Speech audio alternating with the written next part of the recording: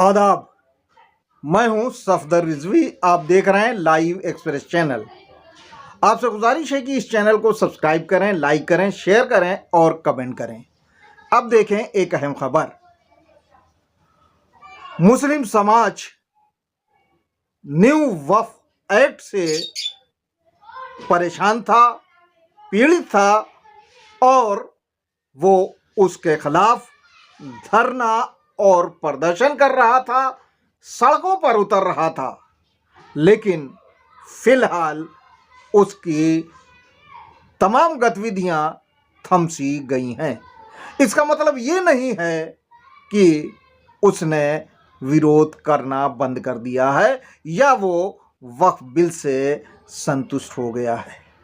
नहीं, ऐसा बिल्कुल नहीं है। बल्कि कश्मीर के पहलगाम में जो घटना हुई है उसने मुस्लिम समाज को भी झिझोड़ कर रख दिया और अब उसका पूरा ध्यान उस घटना पर हो गया है जो इंसानियत के खिलाफ थी, जिसमें बेकसूर लोग मारे गए, जिसमें वे सयाह या पर्यटक मारे गए जिनका कोई कसूर नहीं था। लोगों को लग रहा है कि ये घटना बहुत ही अजीबोगरीब हुई है, इसका विरोध करना चाहिए। इसीलिए अब मुस्लिम समाज भी इस घटना के विरोध में धरने, प्रदर्शन और सभाएं आयोजित कर रहा है। उन्हें यह भी लगता है कि ये एक अच्छा मौका है जब इस घटना को लेकर लोगों को एकजुट किया जाए, मुस्लिम समाज में एकता बनाई जाए। उन्हें लगता है कि वक्फ संशोधन बिल के लिए मुस्लिम समाज का एकजुट होना जरूरी है। मुस्लिम समाज के तमाम लोगों को एक प्लेटफॉर्म पर आना चाहिए ताकि वे एकजुट होकर अपनी एकता का मुजाहरा कर सकें, ताकि वे बता सकें कि सरकार ने वक्फ एक्ट को पास करवा के जो गैर संवैधानिक काम किया है उसके खिलाफ वे हैं और रहेंगे, और वे भी किसानों जैसा एक आंदोलन चलाने की क्षमता रखते हैं। इसीलिए अब देखने में ये आ रहा है कि जगह जगह जो ताकतें कमज़ोर हो गई थी वे एकजुट होने की कोशिश कर रही हैं। और अभी कश्मीर की घटना को लेकर लखनऊ में भी एक प्रोग्राम किया जा रहा है जिसमें तमाम बिखरे हुए लोगों को एकजुट करने की कोशिश की जा रही है। ये प्रोग्राम अंजुमन हाय मातमी कर रही है और अंजुमन हाय मातमी के महासचिव लाला का कहना है कि उनकी कोशिश इस बात पर है कि वे तमाम बिखरे हुए लोगों को एक मंच पर इकट्ठा कर सके। हालांकि मौलाना कल्बे जवाद कभी बहुत मजबूत हुआ करते थे, वो भी इसी अंजुमन के जरिए, लेकिन अंजुमन के लोगों ने भी उनका साथ छोड़ दिया था क्योंकि उन्हें लगने लगा था कि मौलाना कल्बे जवाद जिस राह पर चल चुके हैं वे रास्ता भटक गए हैं, वे मुस्लिम समाज के लिए काम नहीं कर रहे हैं। क्योंकि मौलाना कल्बे जवाद ने पहले ही घोषणा की थी कि अगर उनके हाथ में वक्फ आ जाता है तो वे तमाम अंजुमनों को वक्फ का इंचार्ज बनाएंगे।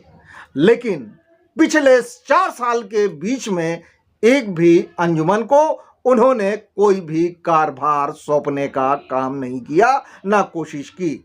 इससे तमाम लोग, अंजुमन के लोग नाराज ही नहीं थे, बल्कि उन्होंने मौलाना कल्बे जवाद का साथ छोड़ दिया था।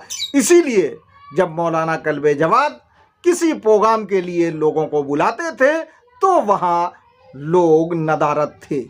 उनके प्रोग्राम में 100-200 लोग नजर आते थे, जबकि संगठनों ने और अंजुमनों ने उनका साथ दिया था तो वहाँ हजारों की तादाद में सर नजर आते थे। अब अंजुमन हाय मातमी को लगता है कि वो कश्मीर के प्रोग्राम का पुरजोर विरोध करके कश्मीर में हुई घटना का पुरजोर विरोध करके एक बार फिर एकता का मुजाहरा कर सकती है और इसीलिए उसने मौलाना के विरोधी माने जाने वाले यासूब अब्बास को भी एक मंच पर बैठाने की कोशिश की है और उसके लिए कोशिशें की जा रही। इतना ही नहीं बल्कि उन लोगों को भी एक मंच पर बुलाने की कोशिश की जा रही है जिन्हें मौलाना ने मुर्तद करार दे दिया था। इनमें सैयद फैजी हैं। सैयद फैजी और मौलाना के बीच संबंध खराब हो गए थे, यहाँ तक कि मौलाना ने सैयद फैजी को सप्लायर तक कहा और ये भी कहा कि वो गलत व्यापार में मुलविस हैं। इसी तरह एक अंजुमन के महासचिव रफ़ीकुल को भी बुरा भला कहा गया, उन्हें भी मुर्तद कहा गया। जिस तरह सैयद फैजी को मुर्तद बताया गया था उसी तरह रफ़ीकुल को भी मुर्तद बताया गया और उनका बाइकाट करवाया गया, उन्हें बुरा भला कहा गया। लेकिन पिछले दिनों ये देखा गया कि मौलाना कल्बे जवाद ने अपने स्वार्थ की खातिर न सिर्फ सैयद फैजी के साथ खाना खाया बल्कि अभी हाल ही में रफ़ीकुल के साथ फोटो खिंचवाया और हाथ मिलाया। ऐसा माना जा रहा है कि अब उनका अगला निशाना वसीम त्यागी हैं। उन्हें लगता है कि शायद वसीम त्यागी भविष्य में वक्फ बोर्ड के चेयरमैन बन सकते हैं, इसलिए वे वसीम त्यागी से भी संबंध ठीक करना चाहते हैं। दूसरी तरफ मौलाना कल्बे जवाद के बेहद करीबी माने जाने वाले और उनके रिश्तेदार शमील बाबरची, जो अपने को वक्फ बचाओ आंदोलन का मुखिया बताता है, उसे तमाम लोग मौलाना कल्बे जवाद से दूर रखना चाहते हैं। उनका मानना है कि मौलाना कल्बे जवाद की जो छवि बिगड़ी है वो शमील बाबरची की वजह से बिगड़ी है। शमील बाबरची ने वक्फ में जो घोटाले किए हैं, जो बर्बादी की है, जो कब्जे करवाए हैं, वो उसकी अपनी राय से हुए हैं और उसने जमकर वक्फ को लूटा है, उससे कमाई की है। सिर्फ उसी ने नहीं बल्कि वक्फ बोर्ड के चेयरमैन अली जैदी ने भी लूट और खसोट की है। यहाँ तक कि मौलाना ने जुमा की तकरीर में खुलकर कहा कि ऐसे लोग जिन्होंने वक्फ से अरबों और खरबों की कमाई की है, उनकी हिर्स अभी ख़त्म नहीं हुई है, वे अभी और लूटना चाहते हैं। इसीलिए वे अपने पद को बचाने के लिए वक्फ एक्ट, जो बिल्कुल ख़राब है, जो मुस्लिम समाज के लिए ख़राब है, जो वक्फ को कंगाल करने के लिए है, उसका समर्थन कर रहे हैं और उनके इस समर्थन को कबूल नहीं किया जाएगा, बल्कि जो लोग समर्थन कर रहे हैं उनको सबक सिखाया जाएगा। हालांकि मौलाना कल्बे जवाद का ये बयान कोरा था। उन्होंने अपने दामाद अली जैदी के लिए ये बयान दिया था, लेकिन वे उसका कुछ नहीं कर पाए। हालांकि उन्होंने अपनी तकरीर में कहा था कि जो समर्थन कर रहे हैं, जो अच्छा बता रहे हैं, उनके फूस दिया जाएगा, लेकिन वे कुछ नहीं कर पाए और अली जैदी ने लगातार बिल का समर्थन किया, बिल के समर्थन में बातें कहीं और उसके रिश्तेदार भी बिल का समर्थन करते रहे, जो अपरोक्ष रूप से मौलाना जवाद के खिलाफ जाता है। लेकिन मौलाना जवाद की तारीफ इसलिए करनी पड़ेगी क्योंकि उन्होंने पहले दिन से जो स्टैंड लिया था उस स्टैंड पर आज भी बाकी हैं। वे पहले दिन से वक्फ संशोधन बिल को गलत बता रहे थे और आज भी वे उसका विरोध कर रहे हैं। वे वक्फ एक्ट के खिलाफ होने वाले हर धरने और प्रदर्शन में शामिल रहते हैं, भले ही वो उनकी समाज की तरफ से हो रहा हो या किसी दूसरे की तरफ से। कुछ लोग कोशिश कर रहे हैं कि मुस्लिम समाज की, शिया समाज की एकता मजबूत की जाए और उनके बीच तालमेल बैठाला जाए ताकि वे वक्फ कानून का जमकर विरोध कर सके। दूसरी ओर मतलब परस्त, मौका परस्त इस ताक में लगे हुए हैं कि वे वक्फ कानून की तारीफ करके वक्फ बोर्ड का एडमिनिस्ट्रेटर यानी प्रशासक बन जाएं। इसके लिए प्रशासक बनने वालों की कतार में उत्तर प्रदेश के पूर्व मंत्री मोहसिन रजा भी बताए जाते हैं। इसीलिए वे आजकल वक्फ कानून की जमकर तारीफ कर रहे हैं और वे बता रहे हैं कि मुस्लिम समाज ने जो लोग वक्फ पर काबिज हैं उन्होंने किस तरह से वक्फ को नुकसान पहुंचाया है। ये सही है कि वक्फ को अली जैदी एंड कंपनी ने जमकर नुकसान पहुंचाया है, करोड़ों का ही नहीं अरबों का नुकसान पहुंचाया है। और आज हालत ये है कि वक्फ बोर्ड कंगाल हो चुका है, वक्फ की संपत्तियां खुर्द-बुर्द की जा चुकी हैं। इसमें सिर्फ अली जैदी का ही दोष नहीं है, बल्कि जिसे जहां मौका मिला उसने वक्फ को नुकसान पहुंचाया। मौलाना कल्बे जवाद ने भी अलीगढ़ की एक वक्फ संपत्ति को, जिसके वारिस मोहम्मद इब्राहिम है, वहां जाकर 60 लाख रुपए में बेच दी।